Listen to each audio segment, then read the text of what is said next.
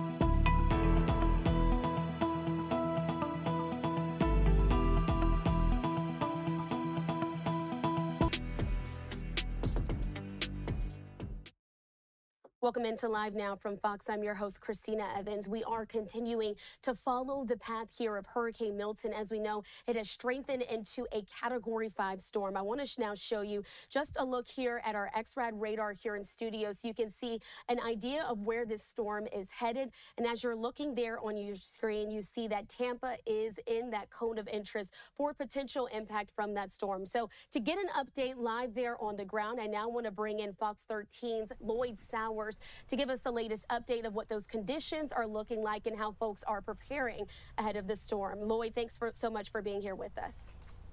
Christina, a very nice evening, as a matter of fact, here in Tampa. Very pleasant, calm before the storm, you might say, except it wasn't so calm as people hit the road today. Look at some video here that we shot earlier today as people got out following mandatory evacuation orders in places like Clearwater Beach, down to Siesta Key, Sarasota, Bradenton, Tampa, St. Pete, and Clearwater. So a lot of people got in their cars and a lot of people headed out. I-75 north toward Georgia. I-4 crowded also as you head northeast toward Orlando and Daytona Beach. The effects of this storm expected to be felt far inland. So you could go from the West Coast and go up to Orlando and still experience hurricane force winds. We have some scarcity of gasoline in the Tampa Bay area. A lot of stations are closed or out of gas. The governor has said that the pipeline is not closed off, that there will be resupplied, these gas stations in Florida. Now remember, a lot of these folks were out of their homes already because of Helene.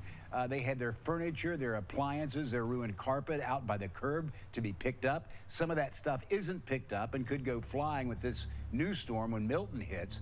And some of these folks have evacuated twice. We talked to them about it. Listen. So I took everything from there to here and now evacuating again. The plan is to pick up my daughter and go to Winter Haven. I can't do anything about it. Can't worry about what I can't control. If it's here, it's here. If it's not, it's not. So be it. So what we have is the largest evacuation that I've seen in the Tampa Bay area over the last 30 to 35 years.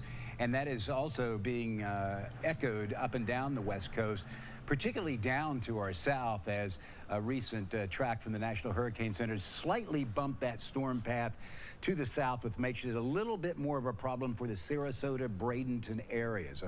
So as it drifts south, it becomes simply someone else's problem. But we are here in the Tampa Bay area expecting to feel plenty from Milton, and a lot of people have decided, Christina, to just get out of town, and that's why there's all that traffic on the roadway heading north out of Florida right now.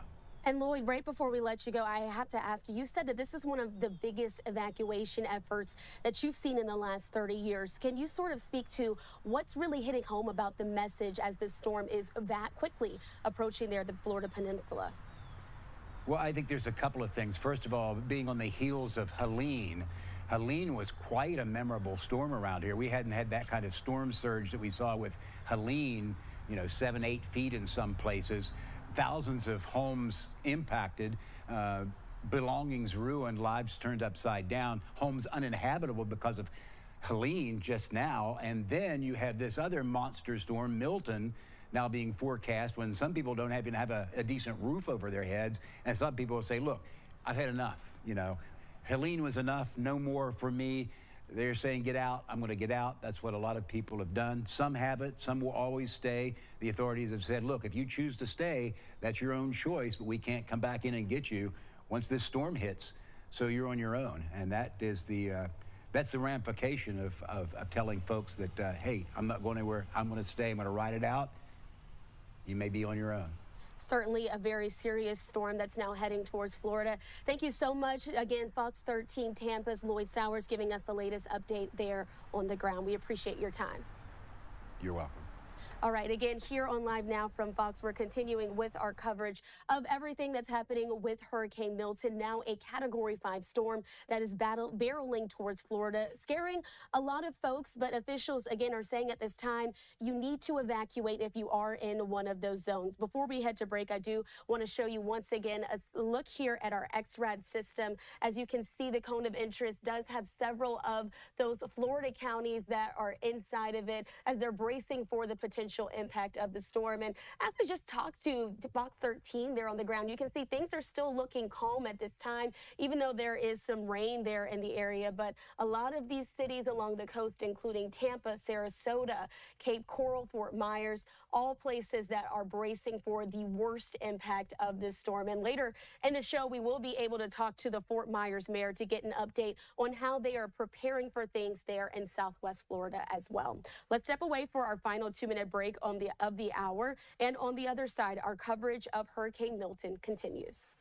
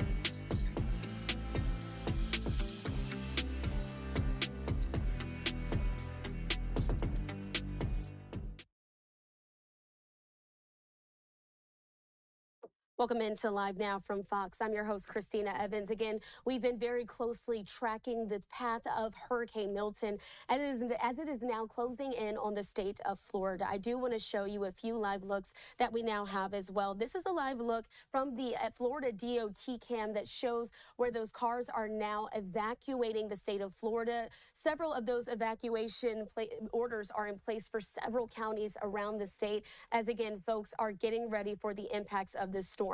It's just 2 weeks, though, since the devastating impacts as well of Hurricane Helene. So the state of Florida has been seeing some of these storms come through again during hurricane season and now bracing for the updates that they are now getting. So again, before we head into another briefing update, I do want to show you this live look that we have of our XRAD system showing just the size of this storm. Right now, it is classified as a Category 5 storm, but it is expected to weaken before making landfall, but also double in size, meaning that those impacts will be felt over a larger area as well. Several officials that we've also listened to said, don't let the category fool you. Even if it does downgrade from a Category 5 storm, the elements such as storm surge are still going to be felt and very powerful just because of the strength of this storm. So again, certainly something to continue to keep our eye on here on Live Now as we're continuing our coverage of the latest with this storm. I also do now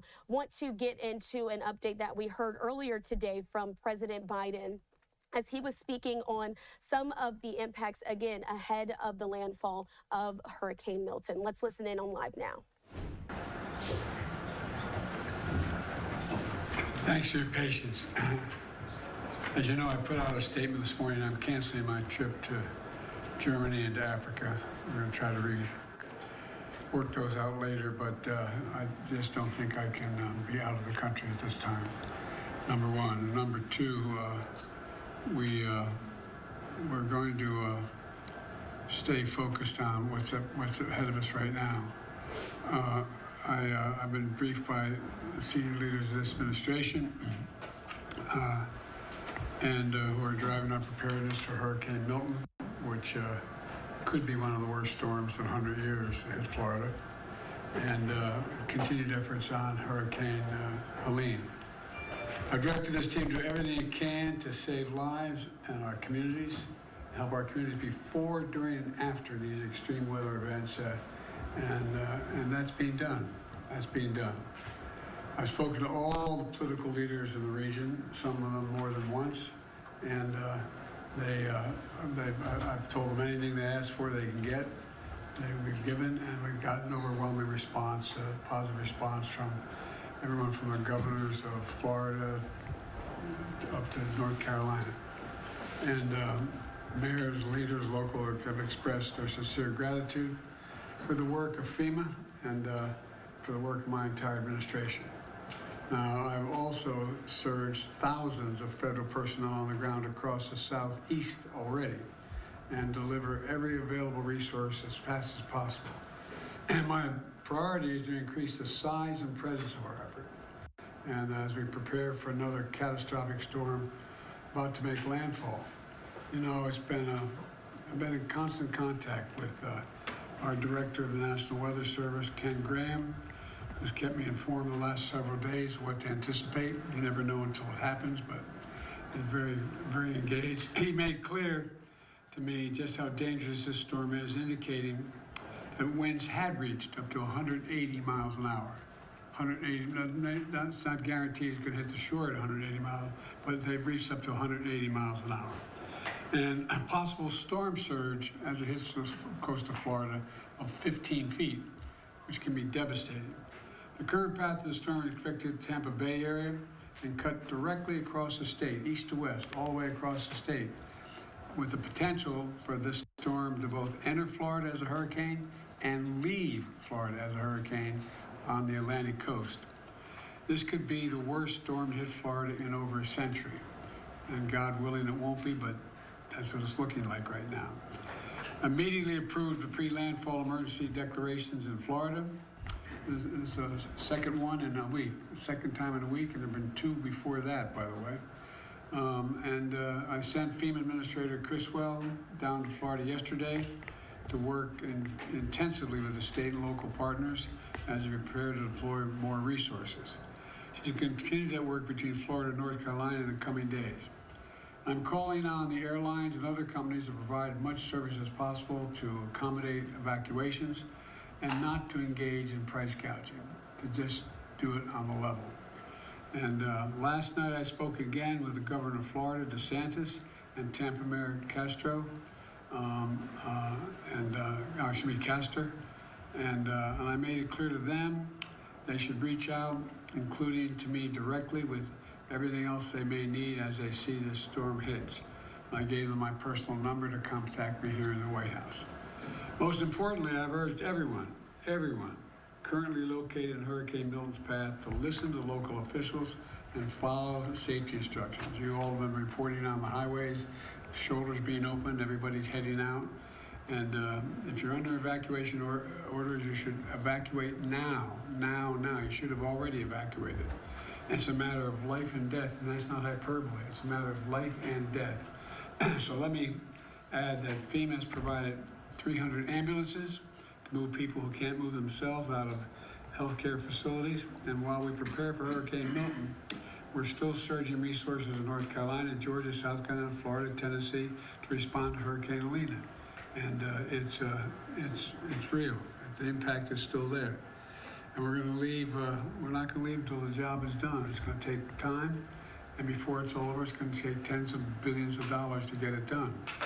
And Kamala and I are keeping all of you in our prayers out there. There's a lot of people. The good news is, just before we called you in, I received information that the number of missing persons has been significantly reduced, lost from the first hurricane. But we'll have more information on that later. So that's the situation, and we're not going to leave till the job is finished. It's going to take a while. Sir, what's the risk of political figures sharing misinformation during this time? The past prologue is real, but the fact of the matter is, I think we have, I've been able to contact all the governors. They are sticking up for what they've asked for. They're pointing out that they're satisfied with everything they're getting. But I can't speak for others on the internet. And I mean, just, look, those who do it to try to damage the administration. Well, we can take care of ourselves. But it misleads people. It puts people in circumstances where they panic, where they really, really, really worry. They think now we're not being taken care of. And it really is, it's going to sound, use an old phrase, it's un-American. It really is. People are scared to death. People know their lives are at stake. All that they've worked for, all that they own, all that they value. And it's just, anyway. Mr. President, can you give us a sense of how Vice President... Thank you, guys. Can you give us a sense of Vice President Harris's role in this? Wait. I'll have plenty of time to talk about Angola. I still plan on going to Africa. I'll have plenty of time to talk about what's going on in Latin America and South America in terms of the Amazon. And I'm going to be talking today with my friend, the Chancellor of Germany, and we're going to try to work that out. We've already contacted all these people, okay? But I'm going to be on the phone today. I'm heading shortly when I get up from here. I'm heading out to Wisconsin, to Milwaukee. But I think we can, I'm still planning on visiting all the places I said I'd be and all the conferences I said I'd participate in. Mr. President,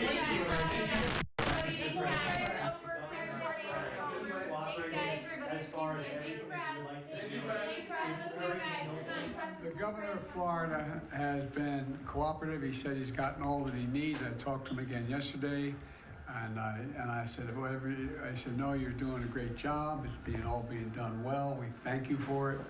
And I literally gave my personal phone number to call. So I don't know. There was a rough start in some places, but every governor from Florida to North Carolina has been fully cooperative and supportive and acknowledged what this team is doing. And they're doing an incredible job. But we got a lot more to do. So.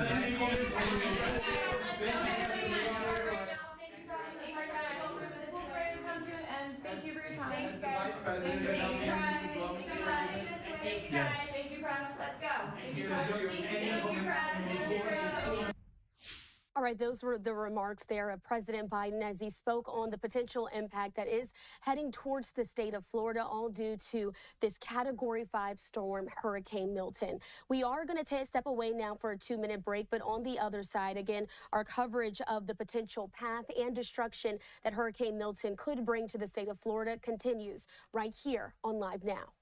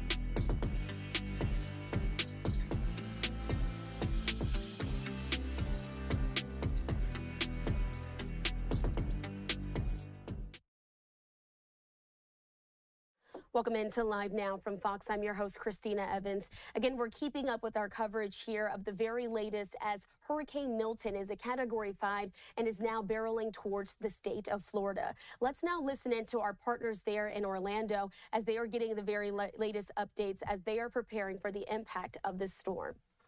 And it is what it is. The couple booked their room on Sunday.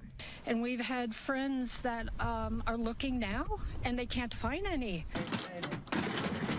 Other neighbors haven't left the barrier islands, but they are in storm mode. Hope for the best and pray. Ronald Patrick is securing his windows and front door. He doesn't want to leave, but I can grab my puppies, put them in the car, grab what things I have to have, and take off. The homeowner also surveyed nearby storm drains for debris because he doesn't want streets or homes to flood. Hope everybody's safe. Really do.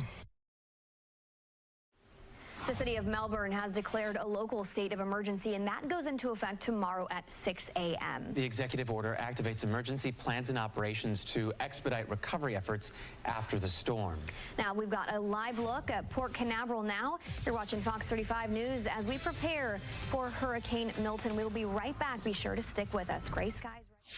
All right, we have been listening in as we were getting just a bit of an update from Fox 45 Orlando as they're covering the very latest with Hurricane Milton. They stepped away for a commercial break, but in the meantime, I do now want to play out some remarks that we heard earlier today. This is out of Pinellas County. We do know, of course, that's one of the other areas that is anticipated to be hit by this current Category 5 storm, Hurricane Milton. Let's listen in as those preparations are underway. I want to thank you for joining us again as we provide additional updates into the preparation work ahead of Hurricane Milton. This afternoon, you will hear from some familiar faces. First, we're going to start with Kathy Perkins. She is our Emergency Management Director.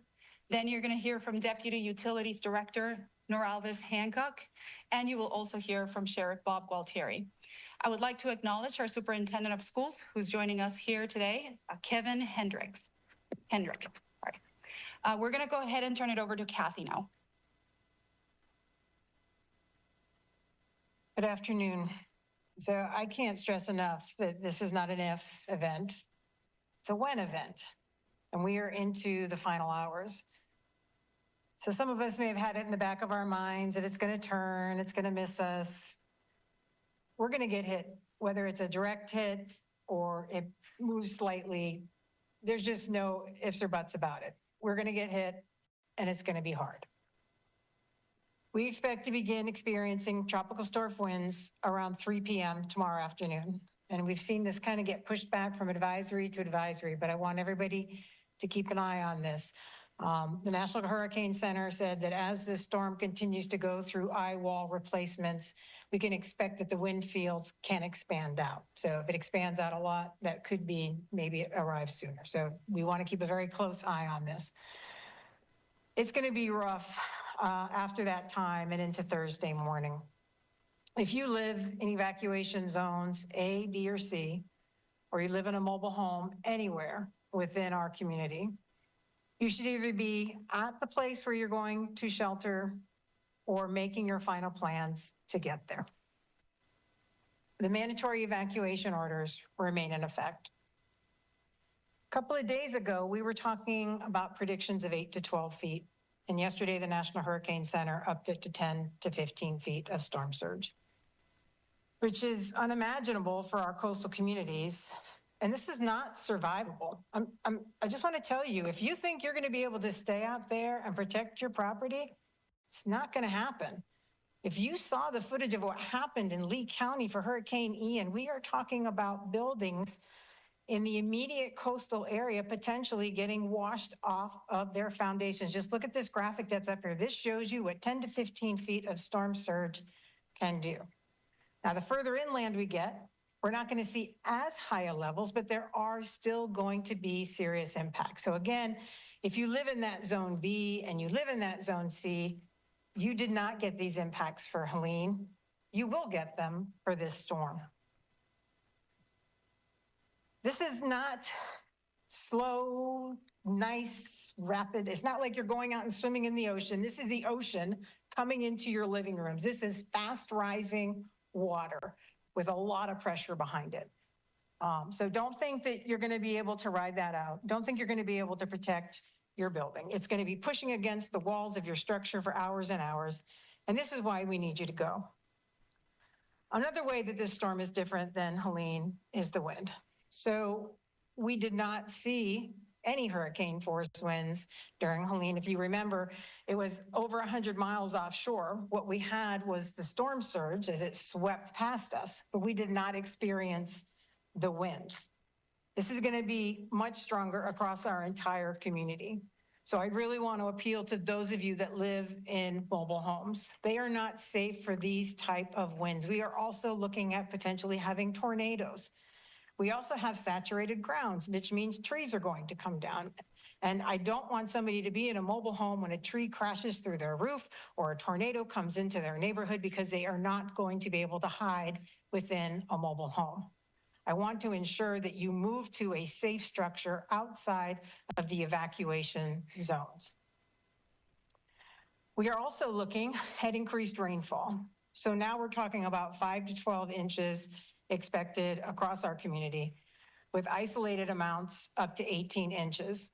Some of the projections show as much as 10 inches within a 24-hour period.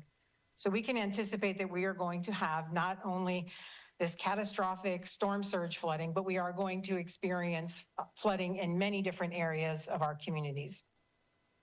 We expect widespread power outages. And this is not probably going to be days, this is probably going to be weeks. And so if you are on life-sustaining medical equipment, you need to get to a place outside of one of these evacuation zones that has backup power. We want to make sure that we get you to that safety as quickly as possible.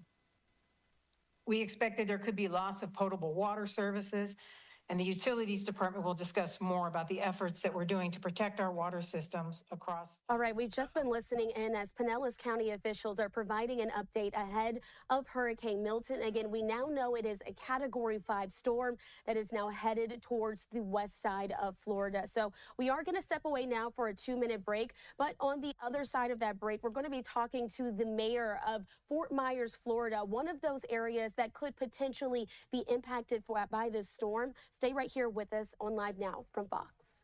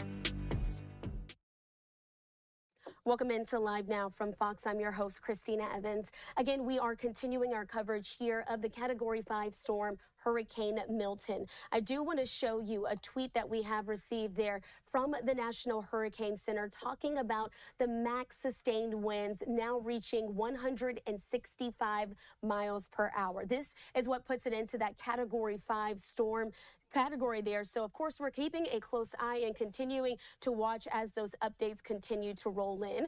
But right now, I do want to bring into the conversation Mayor Kevin Anderson of Fort Myers, Florida, one of those areas that is anticipated to be impacted by the hurricane.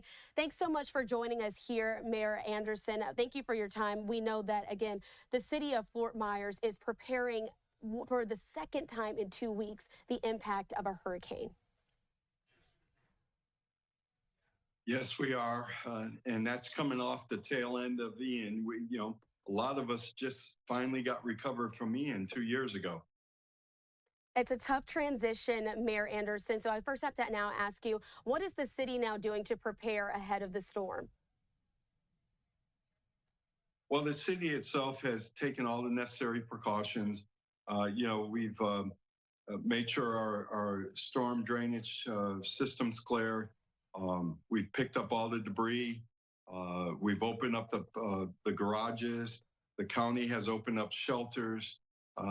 At this point, and we're ready to respond once the storm passes. But at this point, the real question is, have the citizens done what they need to do to prepare? If they're in the evacuation zones, have they evacuated? That's the big question.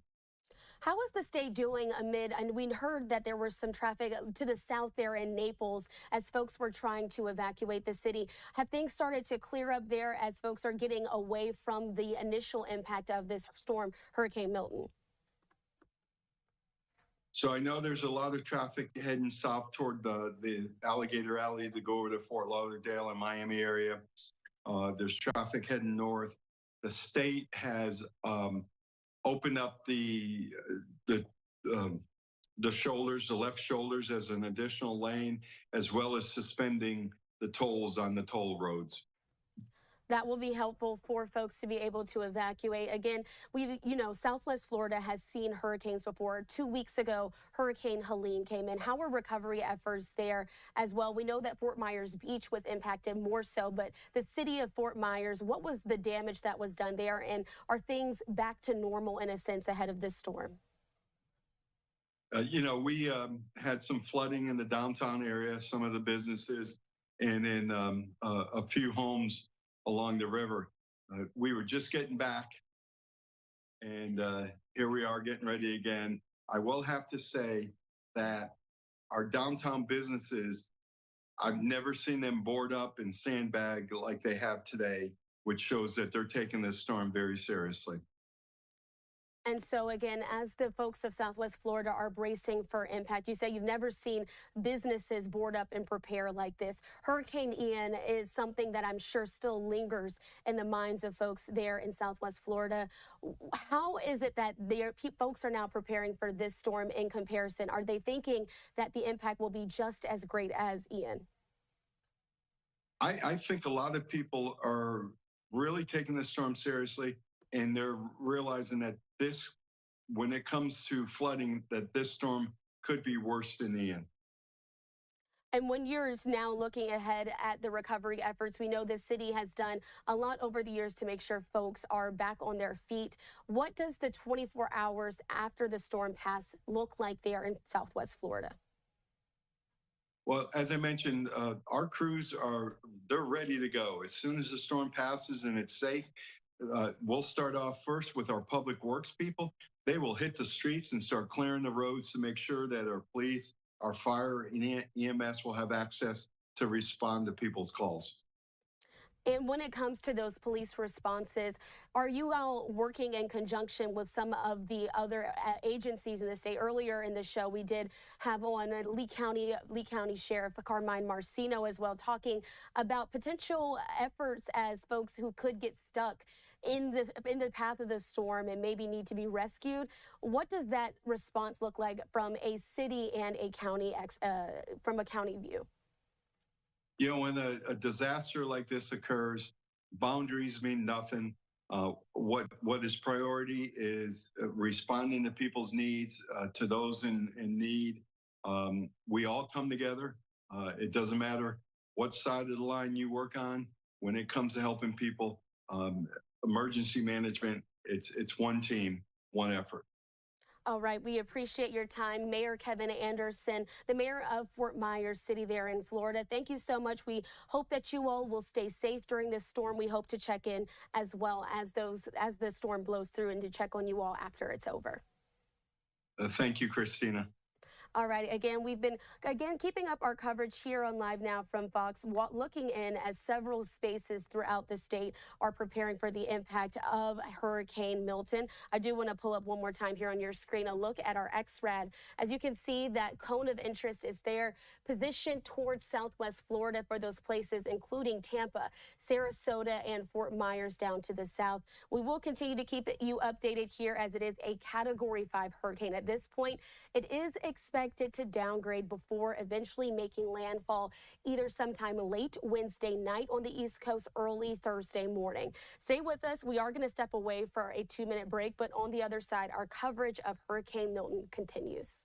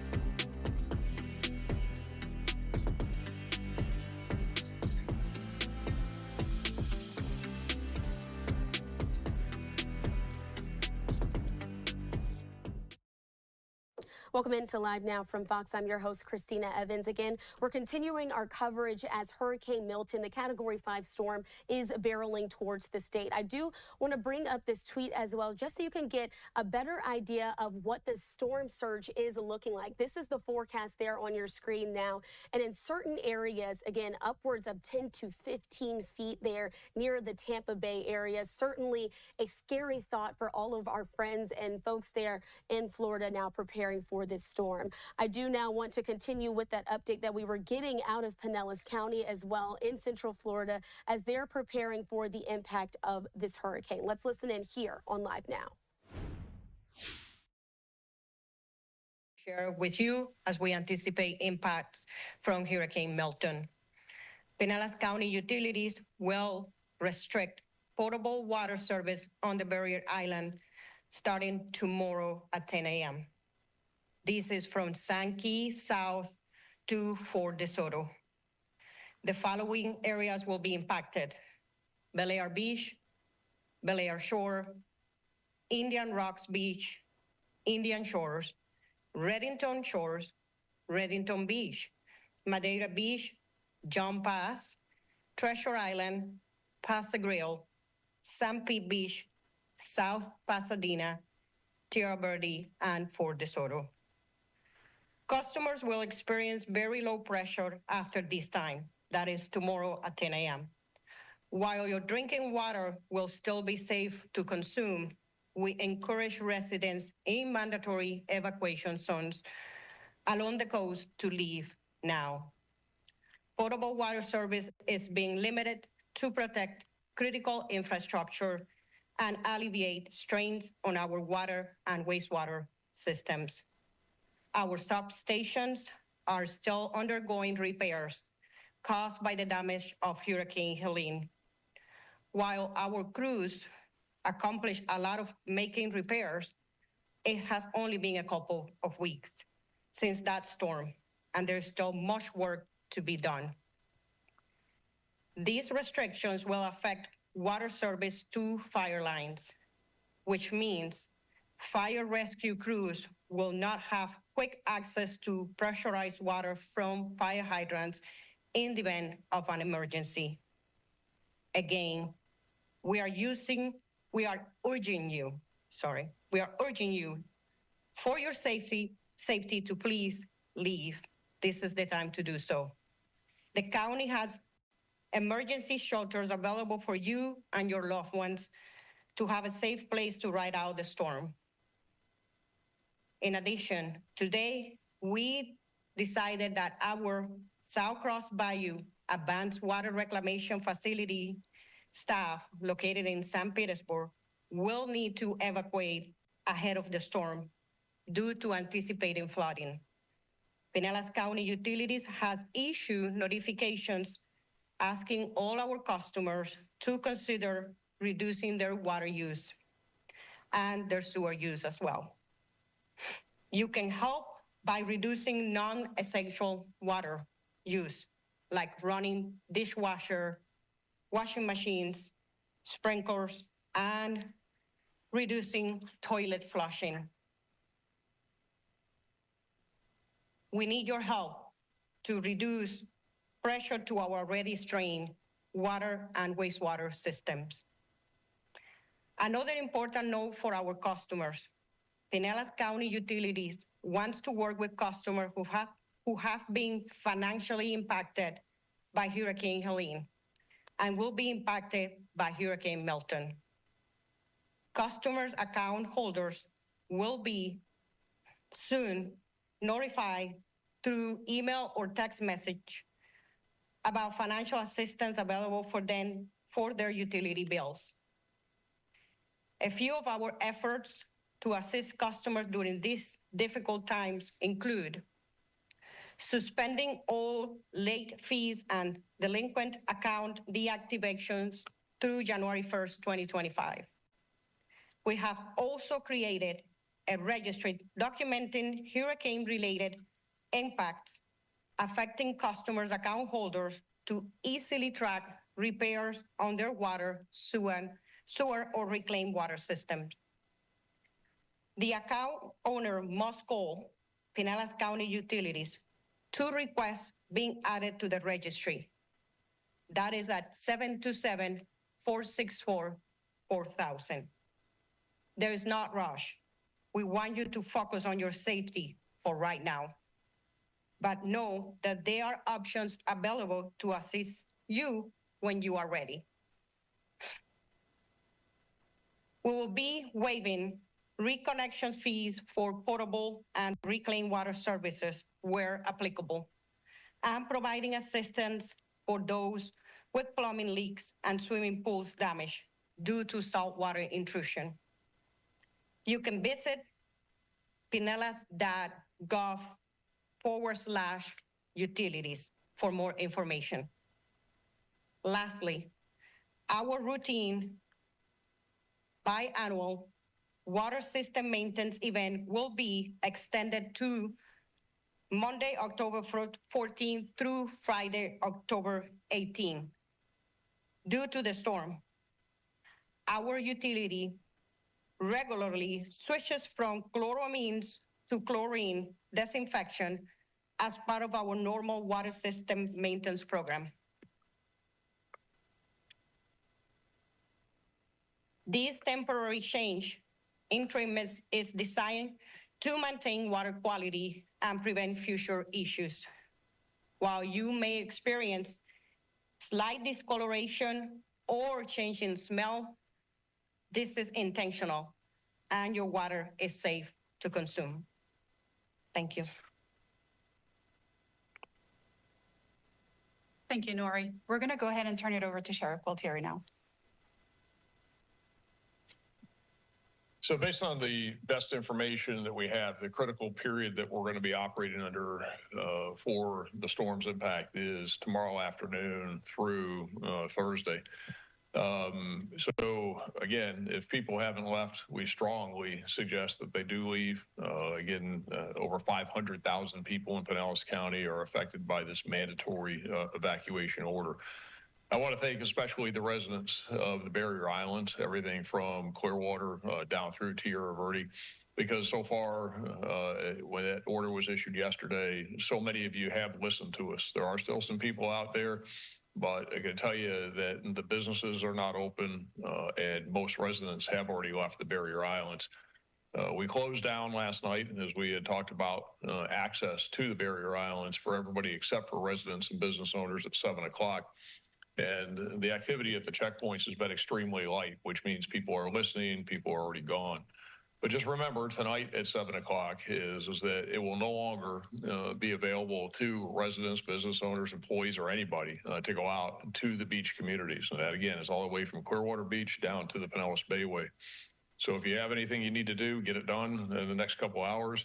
And most likely, the beach access will not open for, it could be a couple days, depending upon the damage assessment. One of the things as we start looking not only, of course, at the storm, but the aftermath is going to be of great concern is the amount of debris that is out there from Helene. And the debris that's out there isn't just on the Gulf beaches. It's in Northeast St. Petersburg and Shore Acres, Snell Isle, Venetian Isles, up in Palm Harbor, Crystal Beach, Dunedin, and those communities. And all of the stuff that's sitting on the side of the road was in people's homes 2 weeks ago. Now it's sitting on the side of the road, and that's all going to get floated around. So we really do have great concern about the aftermath. And so don't anticipate quick access back to the Barrier Islands. And as I keep telling everybody, and I'm going to repeat it here, is that we hope we don't have to do it, but it may be necessary to shut down access to Pinellas County. If we have to do that, please don't try to come back after your evacuation until you know we're open. Because people backing up to get into the county from the north, back into Pasco County, from the east into Hillsborough County, is just going to stack things up and make it a bad situation worse. So please check, make sure the county's open before you come. We'll communicate any closures and when the openings are going to happen. So, you know, we just ask everybody to get to that place of safety, stay there, be safe. And everybody that is in that evacuation zone, hopefully they are leaving today if they haven't already left.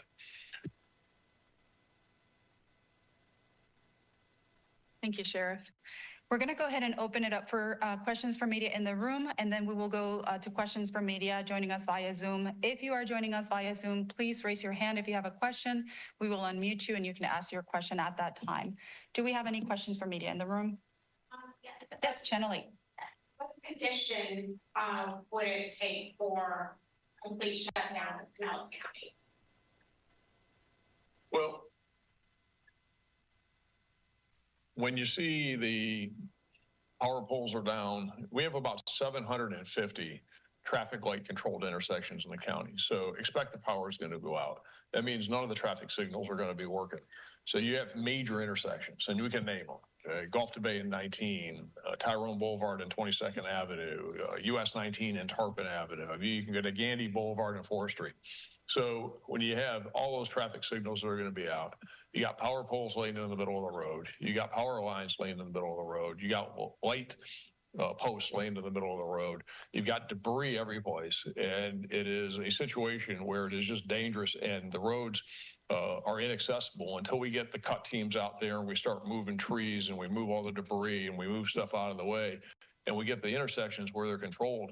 It would be a very dangerous situation to allow people to try to navigate. The other thing, and we don't know where it's going to be exactly or the extent of it, isn't just the storm surge that we keep talking about, but as Kathy mentioned in her remarks and the most recent information from the forecasters, is the localized flooding. And when we could see as much of 10 inches or more of rain in 24 hours.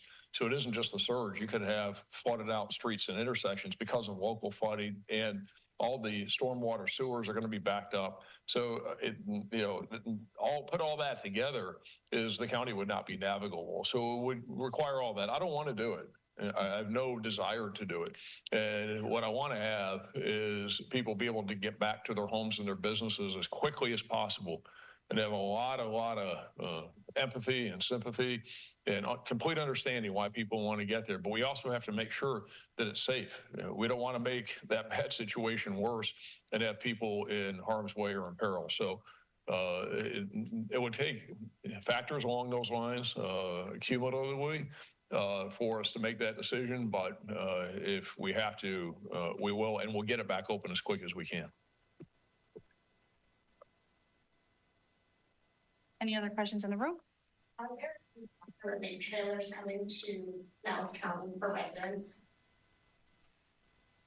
So we're actively working with the state. As you know, we don't know where ground zero is going to be, right? We're unfortunately in that bullseye area. So the state is staging everything they can to come in. And, to Sheriff Galtieri's point, the first thing we've got to get in here when those roads are open are all of the responder teams that are coming in. We're going to have search and rescue teams coming in. We're going to have utility teams coming in. We're going to have so many different groups coming in. We can stage only so much in Pinellas because we don't want to lose equipment during this storm. But I can assure you that the state is already posturing. We're already asking for things. We already have an air operations boss up in the EOC. So if we have to start flying things in, because it's going to take a little bit of time for FDOT to go out and assess all of those bridges. Safety is first, but we're going to be bringing in a lot of resources to help the residents that are here and to start rebuilding all of our infrastructure. Any other questions? Let's go to Zoom. We have a question from Jack Evans. Hey, Jack. Go ahead.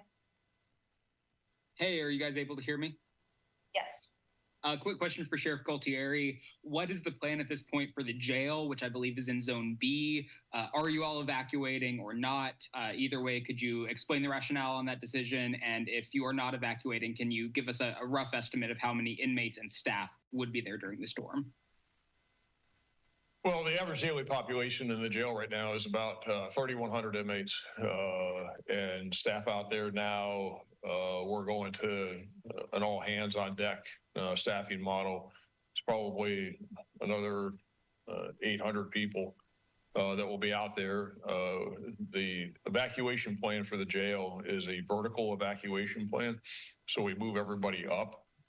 Again, with that number of inmates, it's really not possible, feasible to evacuate people out of there. And it's unnecessary because we can go up. So everybody will be. All right, we've just been listening in as Pinellas County officials are providing an update with the very latest on Hurricane Milton as they are prepping for landfall in just a few days. We do want to step away now for a 2-minute break. On the other side, we will continue our coverage. This time, though, we're going to be talking about Hurricane Helene. We know that areas in North Carolina are still recovering from the impacts of that storm made just 2 weeks ago. Stay right here with us on Live Now.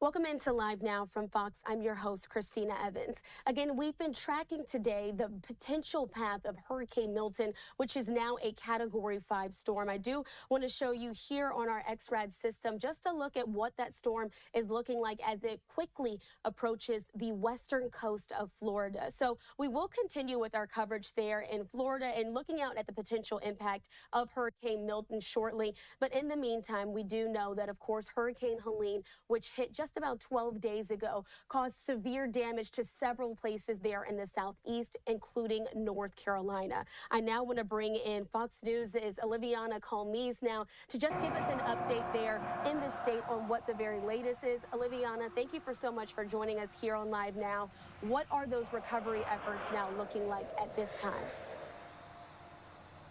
Christina, well, over 100,000 in the state are without power. Most of them are here in Buncombe County. And most people I've spoken with do not have drinking water still, this many days out from the hurricane. But healthcare is also a major concern. You can't go get your regular medications from inside of a ruined home like that. And there aren't any doctors' offices open either.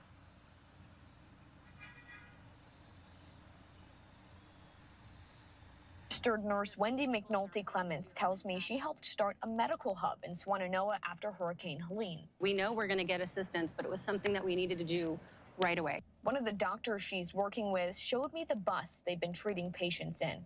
This is where we see patients, so we provide all types of care. We are family medicine physicians and provide general care, acute care, obstetrical care, mental health care. We provide prescriptions, and we are working in collaboration with our local pharmacists.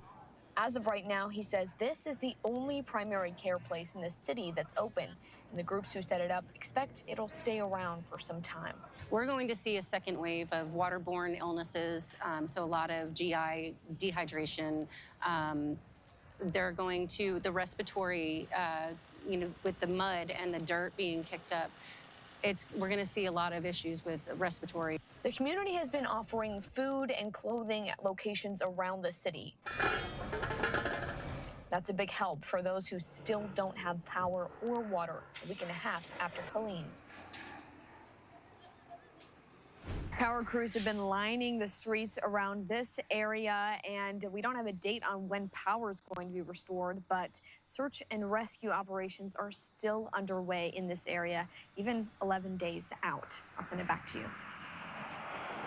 Oliviana, thank you. And before I let you go, were you able to speak with any residents in the last few days just to get exactly how they're feeling? They've never seen devastation like this ever before in this part of the state. Christina, yeah, yesterday I drove up toward one of the worst areas, and right on that way, again, this is a scenic area, so you're seeing this beautiful nature. The other side of it is just this difficult devastation. So on the scenic trail, I saw a house that was basically flattened. The woman saying that her dad built it brick by brick, and now everything inside is covered in a layer of mud about this thick. Everything was ruined, and she was tearing up as she was telling me it. And it's just so devastating to walk into a place like that where you can't salvage anything. All right, certainly some of those heartbreaking stories coming out there from North Carolina. Oliviana Calmes there with Fox News. Thank you so much for giving us these updates. Of course. All right, again, here on Live Now from Fox, we are going to continue with our coverage of Hurricane Milton, which is now barreling towards the state of Florida. That's going to continue on the other side. We're going to step away for a 2-minute break.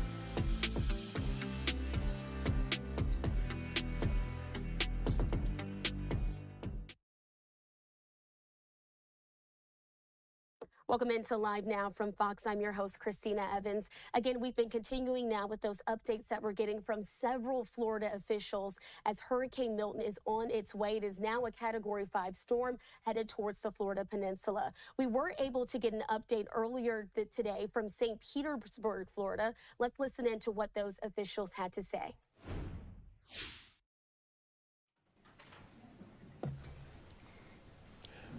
Good morning, and thank you for joining us for this Tuesday update on Hurricane Milton.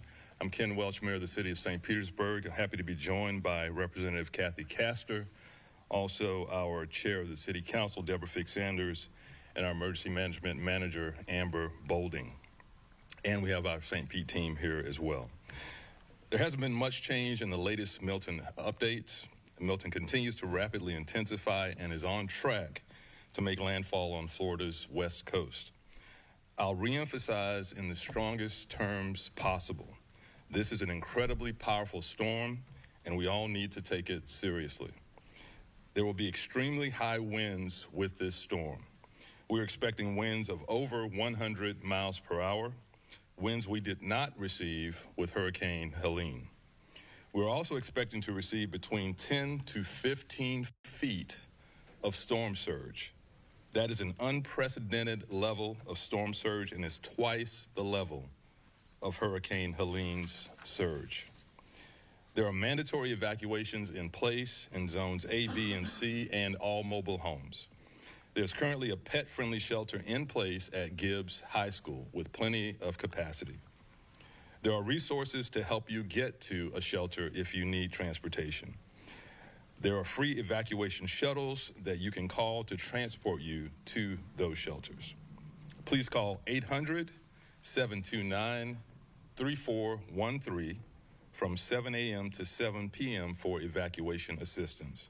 That's 800-729-3413. The shelters are there for your safety. Please use them if you are in an evacuation zone. Please heed those evacuation orders and evacuate as soon as possible.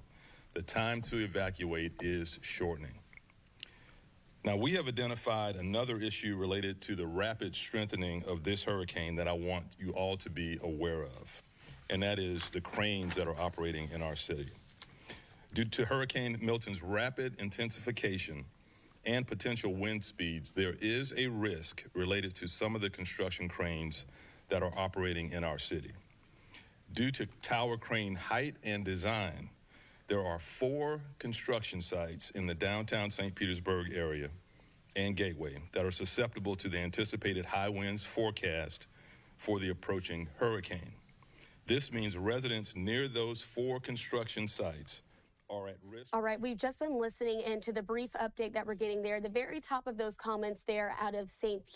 Petersburg, Florida, as they are preparing for the impacts of Hurricane Milton. And we do want to stay here with our coverage of Hurricane Milton. As we know, it is now a Category 5 storm. I want to go ahead and show you another look here at our XRAD system so you can see where this storm is headed as it is barreling towards the Florida Peninsula. So we now want to bring into the conversation the Vice President of Customer Service for Tampa Electric, Karen Sparkman.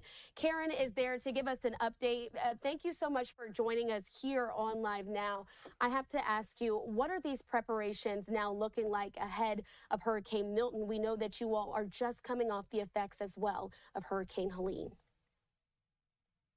Hi, good evening, and thank you so much for having me. Tampa Electric is doing every single thing that we can to prepare for a safe restoration. We've initiated our storm plans, and we are working around the clock to prepare for Hurricane Milton. And, you know, our crews train year around for these type of events and for severe weather. And so far, we've mobilized about 5,000 utility workers from as far away as Texas and Minnesota to assist us with things like damage assessment and restoring power once the storm passes. And we are so grateful to have the help from these utility crews that are coming from all over the place to help us here in Florida. And we were monitoring that power outage system that you all did have during Helene. Is it tough to see those storms come back to back? How is recovery from Helene now leading into the potential impacts of Hurricane Milton as well? Sure. So recovery from Helene has gone really, really well. We are, over 99.9% completed with our recoveries. And so it's going very, very well. And when you're now looking to talk about some of the impacts that could potentially happen with, again, Hurricane Milton, is a mission of this size tough to undertake? And you just mentioned some of those other states as well were joining you all in the impacts as well. Can you name what resources are being sent from out of state now into Florida to prepare for the storm? Sure. So there's a number of resources that are coming. As I noted, we have more than 5,000 resources that are coming from out of state. And so that is the largest deployment that TECO has ever stood up. And so, again, as I noted, we're so thankful for these resources and for the assistance that we're receiving from all around the nation. And, not just from the utility crews that are coming to help us, but also for the families that they're leaving to come to Florida to help us with the restoration. And on the scarier side, we saw some video that showed us that electric cars and salt water really don't mix. So when it comes to this time and you're thinking about some of the fire impacts, is that a concern for Tampa Electric? Again, this time we saw that a little bit with Hurricane Helene.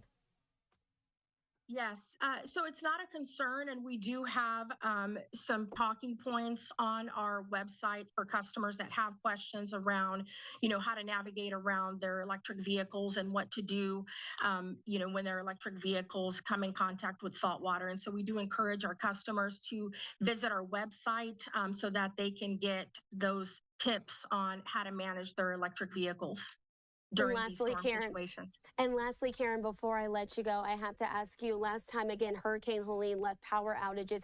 Do you have anything for residents to now know in anticipation that they could be out of power? We know the state of Florida, even in October, can get to quite balmy temperatures as well. What should folks do if they are going to be riding out the storm there in the Tampa area in anticipation of the power going out?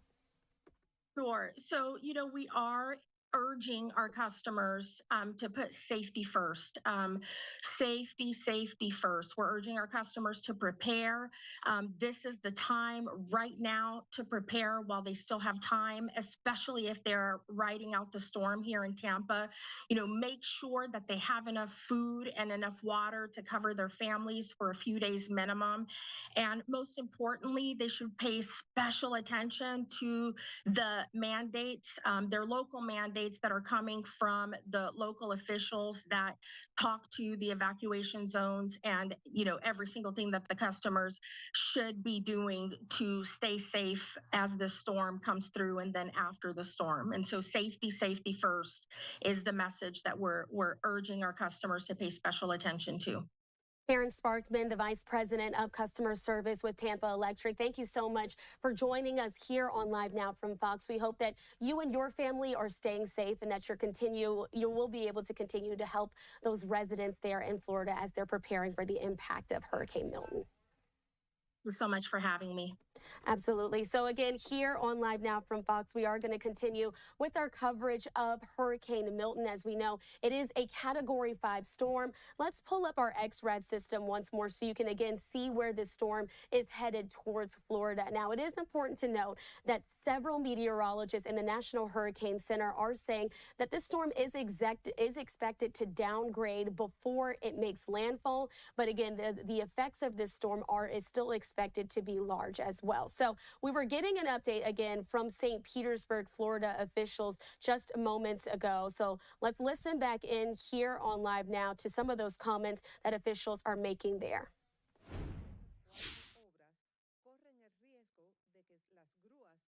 Derrumben. Recomendamos que se trasladen a una habitación interior sin ventanas cuando pase la tormenta. Esto incluye una escalera o también una habitación interior en el edificio. And again, those were some of the comments that were made in Spanish there on that part of the briefing. Oftentimes what that happens is that the first part of the briefing will be given in English, and then just to make sure that all Florida and residents are able to understand and are prepared for the impacts, another portion of that briefing will be held in Spanish. So let's listen back in as we kind of fast forward to the English part of that briefing here on Live Now. Your way to a shelter by tomorrow morning. Visit disaster.pinellas.gov for the latest open shelter locations, or you can call the County Information Center at 727-464-4333. Hurricane Milton will make landfall as a major hurricane somewhere near the Tampa Bay area. I want to caution everybody to focus too close on these small shifts that we see. Tampa Bay remains in the cone and very close to that projected center line. So on its projected path, Tampa Bay, St. Pete could see the northern eye wall of that storm, and any type of wobble could bring the storm right back over our city, just north of our city, which is that worst case scenario, or it could take it a little further south. We just don't know, and we have to prepare for that scenario of what the National Hurricane Center is telling us is that of that 10 to 15 feet of storm surge and winds up to 100 miles per hour. I just want to remind everybody, once we get through this storm with these high winds and this flood, we're going to see impacts like we've never seen before here in Tampa Bay. And I want to caution everybody, to be safe once we get through the storm. We don't want to go out. We don't want to sightsee. We're going to have hazards out there that we're just not used to. So we want you to shelter in place, stay at your shelter if you evacuated, and wait for official word from the city and from the county to let you know when it's all clear to get out. Our first responders will push out as soon as they can to help those residents in need, but part of that first push is also clearing the roadways so that we can get folks to the hospital and to emergency care if they need it. So the less residents that we can have out on the road, the better, and we'll continue to update that safety message as we get closer to landfall and we get to that recovery piece. I just want to end to say, please stay safe, please take care of one another, check on your neighbors, and we'll stay in touch with you throughout the process. Thank you, Amber. We are really blessed to have a great congressional representative in Kathy Castor, who is always engaged in our community, even before a storm like this, but especially during this hurricane, engaging the federal government, making sure we get all the support we need. So just want to thank you for being here, Representative. I'd like to hear from you. Thank you, Mayor Welch, and thanks to everyone here at the St. Petersburg Emergency Operations Team, to the St. Pete Police Department and Fire Rescue. I want to assure everyone, all of our neighbors across the city of St. Petersburg, that your federal partners are fully engaged in the preparation for Hurricane Milton. That includes FEMA. That includes the United States Coast Guard. That includes the National Hurricane Center and the National Weather Service. It was very important that the FEMA Administrator, Deanne Criswell, was here in St. Petersburg yesterday, meeting with Mayor Welch and his team. She is assuring everyone that FEMA has the resources necessary to respond to this disaster. This is the largest mobilization of FEMA personnel in recent history, and they have pre-positioned supplies that are needed in the recovery phase and response phase as well. That includes meals, water, tarps. They have search and rescue teams poised to go out into the bay, into the waters, to make sure that they are able to respond to any life-threatening situations. We're also fortunate here in St. Petersburg to have a very active Coast Guard presence. And the personnel from Sector St. Pete and the Clearwater Air Station are poised for their search and rescue and their post-Hurricane Milton response activities. They are fully devoted to this community and keeping everyone safe and well. The National Hurricane Center has been issuing its updates, and I think it's very important that you listen to their terminology, because this terminology is unlike anything that we have heard in past decades.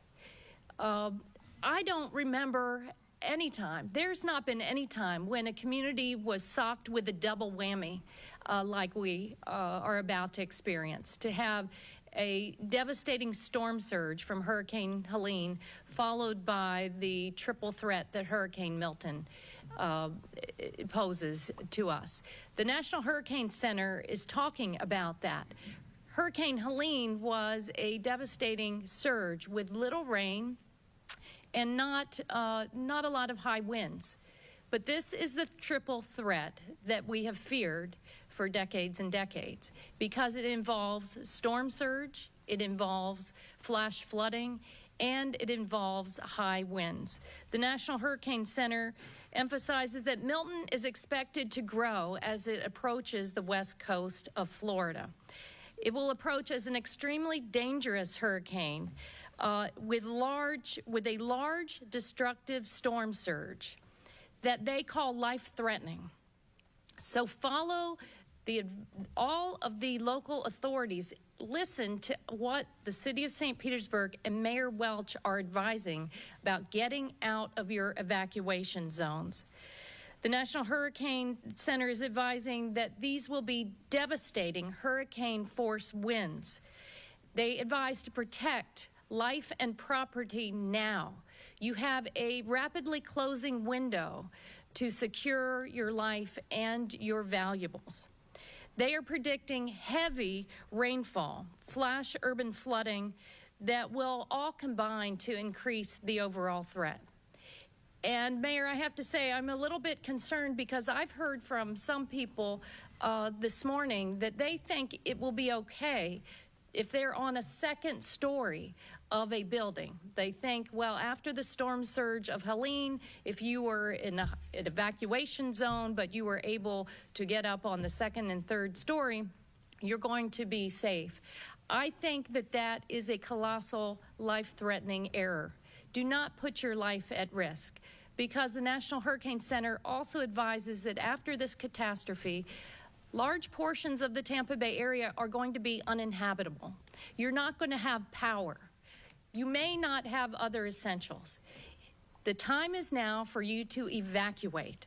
Take this storm seriously and listen to Mayor Welch and the St. Petersburg Emergency Response Team. Thank you.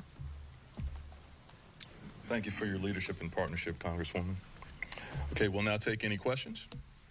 Mayor, the cranes from these construction sites, these four mentioned, is that something that could have been addressed days ago or taken care of, taking those cranes down? I don't believe so, and I'll ask my City Development Administrator or Don Tyra, our building officials, speak to it. But let me just say there are things that we're learning because of the strength of this storm. This was a tropical storm that turned into one of the most powerful storms in the history of our nation very rapidly. So we're learning things that we're going to use to update our procedures and processes going forward. But there's just no way in this window of time to bring those cranes down. We've never had a storm this powerful with winds this strong that would have required that. And so there are things that we're learning, just like our sewer systems, that we're going to have to incorporate in our planning going forward. Don, can you come give us some specifics on that?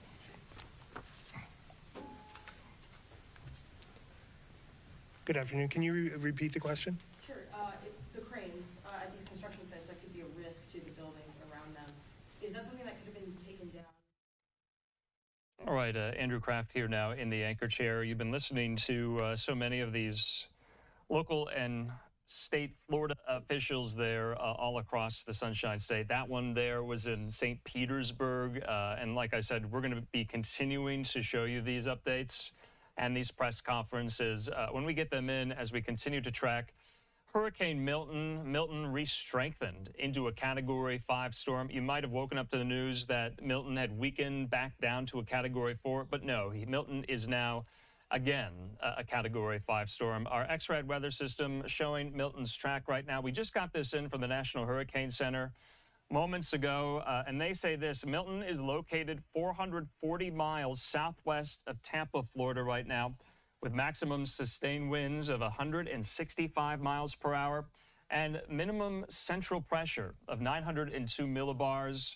That's as of 7 o'clock Central Time. That's according to the National Hurricane Center. So still a ways away from making landfall. We're told Milton will be making landfall sometime late tomorrow night. But this is going to be really the main priority of all of our coverage throughout the course of the next several days here. Like I said, I'm Andrew Kraft. Let's take a quick commercial break, our first of this hour. When we come back, we'll be talking to some of these Florida officials down there in the region about what the response and the preparations have looked like going into Hurricane Milton. We'll see you in 2 minutes.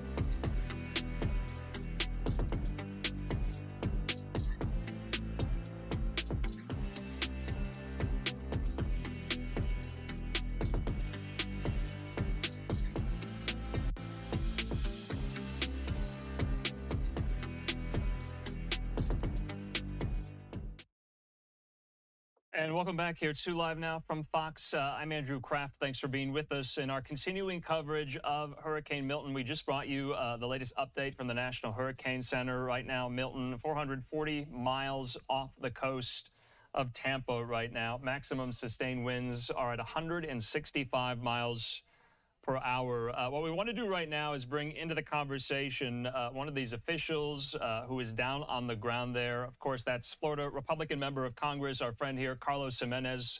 He joins me. Congressman, good to see you here, and thanks for making time. I know you're very busy. I guess I got to ask you this first. What are you telling your constituents about this storm in particular? Of course, some of your constituents, no doubt, they're still cleaning up from Helene right now. Are you worried some of them are going to choose to ride this out? Well, I represent South Florida and the Keys, and so this storm is not going to directly impact us, apparently. But I can tell you that, yes, we're always concerned. Look, I was the emergency manager for the city of Miami during Hurricane Andrew. This storm looks a heck of a lot like Hurricane Andrew, only it's coming from the other side. And so what the residents have to understand that if you're ordered to evacuate, because storm surge is the #1 killer in any hurricane. And we're expecting a 15-foot storm surge from this hurricane when it makes landfall. The Hurricane Center is saying that it's going to be a Category 3, so it should weaken. But if it doesn't, then the storm surge is going to be even higher. So you need to evacuate. If you're told to evacuate, get out. Your life is not worth the risk. And then if you're going to stick it out, if you're not in an evacuation zone, have 3 days, at least 3 days of food and water, batteries, etc., the things that you need in order to survive. Be by yourself for 3 days, because it could take up to 3 days for authorities to reach you. With all the debris that's going to be on the roads. It's a very powerful storm, and so we expect a lot of debris. We expect a big storm surge, and we expect a lot of damage to be in the wake of this storm. Yeah, the kind of predictions for it are quite catastrophic here. Live Now look there on Capitol Hill. I just want to get your thoughts as a member of Congress about some of the response from the federal agencies, not only to Helene, but what will be for Milton as well. DHS Secretary Mayorkas had indicated last week, sir, that funding streams were depleted in the Disaster Relief Fund. Are you confident right now in FEMA's funding capacities? Yeah, I am. Look, we did a continuing resolution. The new budget year starts on October 1st. The continuing resolution isn't that you spent, it's whatever you didn't spend last year. It actually gives you brand new authority to spend this year. Yeah. If all of those funds are depleted in October, or what? We're on the 8th of October, and your fiscal year started on October 1st, we got a problem. No, I don't think his funds are depleted. Look, to be honest with you, when I was the mayor of Miami-Dade County, we plan to be self-sufficient with local resources and with state resources. We never counted on the federal government. But the federal government has a role here, though. It does, but don't count on them. Okay. I mean, we've been burned before. We got burned during Andrew. They had a role. They were supposed to do certain things, but they never did. They always came in afterwards. Okay. And their role is more in the funding of the things that we have to do after the storm. And so that's why Florida is really good at this, because we don't plan on them. We're going to take care of it. And then when they come in, thank you very much. Thank you for we took care of it.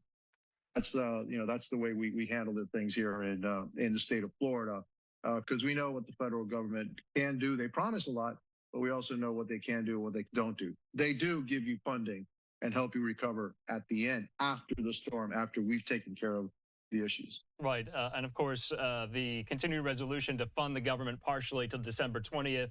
$20 billion was included in that. It was appropriated for the FEMA Disaster Relief Fund. You voted for that as well. Deanna Criswell, she's the FEMA administrator. She was on Fox on Special Report last night with Brett Baer, and she said this: we have enough funds to absolutely get through the response for this hurricane, meaning Milton, as well as the continued response for Hurricane Helene. She said, though, we don't have enough money to continue throughout the rest of the year.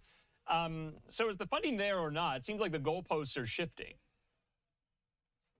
the funding will be there. So she's already said that there's enough funding for Milton and Hurricane, which I always thought there would be, because that's part of the continuing resolution. And so when we get back in December, the work that we have to do is fund the rest of the year. And so that's what we will do once we get back. If there's something else that happens that funding is absolutely necessary, I'm sure the Speaker of the House will bring us back and have us vote on a special resolution, a funding resolution, or whatever it is that may be coming our way in the next 2 months or so. Okay. Oh, so your colleague on the Senate side, GOP Senator Rick Scott from Florida, he wants Majority Leader Schumer to reconvene the Senate, at least, for some type of supplemental funding for these disasters. You're anticipating that Speaker Johnson might follow suit. Do you think he would? Do you think it's necessary? If it's necessary, yes, he will. I'm sure. Okay. Because our duties to the American people, we can't just say, well, we're just going to stay out, until the next scheduled session. If something happens where we need additional funding, I'm sure the Speaker is going to reconvene us. Hopefully all of Congress will be reconvened and we can get this funding, if necessary, passed as quickly as possible. So, sir, I just wanted to clear up something, too, from a lot of, your colleagues there on the GOP side. They're conflating FEMA funding with, the illegal migrant crisis and the disaster relief fund. Can you help clarify? They are separate funds, are they not? What's going on with this migrant question in FEMA?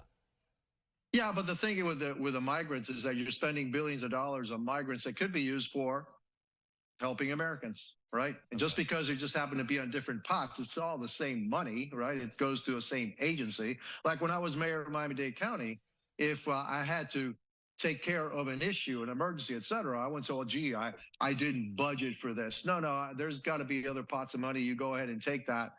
Emergency monies, you go ahead and take that. But the problem is that we spend so much money on these migrants that they can't kind of shuffle this money back into that pot, or at least use that money, because they've already spent it. They spend it on the migrants. And so, yeah, that's it's the same agency, and we fund the entire agency, and we put certain monies into certain pots. But if you got to do what you got to do to help the American people. Okay, and some of your colleagues as well, including Chairman of House Oversight James Comer, he wants Deanna Criswell, the FEMA administrator, to come before his committee and testify about the hurricane response next month. He wants a complete review of FEMA. Is that necessary, do you think? Oh, yeah, I do. And not just for this. Yeah, I do. Because I think that Secretary Mayorkas is completely incompetent. And what I've seen has happened with Helene, at least in Georgia and the Carolinas especially, is not what I would consider a really good response to emergencies. And look, like I told you from the beginning, we don't wait on FEMA. We don't wait on the federal government here in Florida. We know that they're going to fall short. They always do, except at the end they do come in with the money. We got to take care of things ourselves. Unfortunately, I don't think they've learned that lesson in North Carolina. They don't have, this is a 1 in 100-year event for North Carolina and Georgia. For us, it happens like every year, okay? And so we get hit by a hurricane. So we know what we have to do. We know what to expect from the federal government, and we're really good. And Governor DeSantis is excellent, and as was Governor Scott when he was here, excellent in emergency response and recovery. A lot of it has to do with the fact that we have a lot of experience with it. Yeah, I mean, Floridians have this down to a science. I want to move on kind of from the funding questions here, Congressman. What about voting? What are you telling your constituents who might be concerned about the sanctity of their vote, or the possibility that their vote might be counted in the wake of some of these natural disasters? Can you assure them that it will? Well, in my area, yes, they will be. But what I'm telling is my constituents, go vote. Find a way to vote. There are some areas that I'm concerned about in North Carolina where there are actually red counties that have been really hit hard by Hurricane Helene, that it's going to be difficult for them to vote. That's the responsibility of the state of North Carolina and the counties and the election supervisors in those counties to make sure that those folks there have the ability to vote. We need to get those votes in order for us to have a fair election. And And that's what we're saying here in Miami-Dade County, Monroe, the areas that I represent. I don't foresee a problem. There may be some problems in some of the other counties along the Panhandle and on the West Coast. Again, those are red areas. Okay, and so yeah, we need to make sure that our voters go out to vote, even though it may be very, very difficult for them, and even though they may have other things on their minds because their homes may be messed up and stuff like that. But it's very important that they go vote. The Trump-Vance campaign put out this kind of 10-point suggestion plan for North Carolina election officials today. They're urging one of them to allow voters who've been displaced to another North Carolina county to have the ability to deliver their absentee ballot in the new county or to the state board here. So do you anticipate we're going to see some of these rules relaxed in order to accommodate some of these Americans, especially there in North Carolina, not necessarily as much in Florida, to make sure their vote counts? Well, we certainly did relax those rules for COVID. Okay, yeah. Right? Right. So shouldn't we relax the rules when you get hit by a hurricane? I would think so. Okay, when you're flooded out of your home and that you got to move somewhere else in the state, yeah, I would think that the fair thing to do is, yeah, you're a registered voter in the state of North Carolina. Yeah, okay, we'll allow you to vote in another county because of your situation, just like we did. We spent a lot of the rules were bet for COVID, and so I think the same thing should apply here. If this is a 1 in a 100-year storm and occasion, and yeah, there should be consideration for that. So I would hope that the state of North Carolina would take that in consideration and actually allow it. All right, Congressman, just lastly here, I guess final thoughts for the state of Florida, your state of Florida constituents there in harm's way. What do they need to know? Well, they need to know, they need to heed the warnings. You want to be self-sufficient for at least 3 days. Get out of harm's way. If you're on the coast and you're asked to evacuate, evacuate. Don't take chances with this. There's no need to lose your life for anything here. There's plenty of warning. Get out of the way.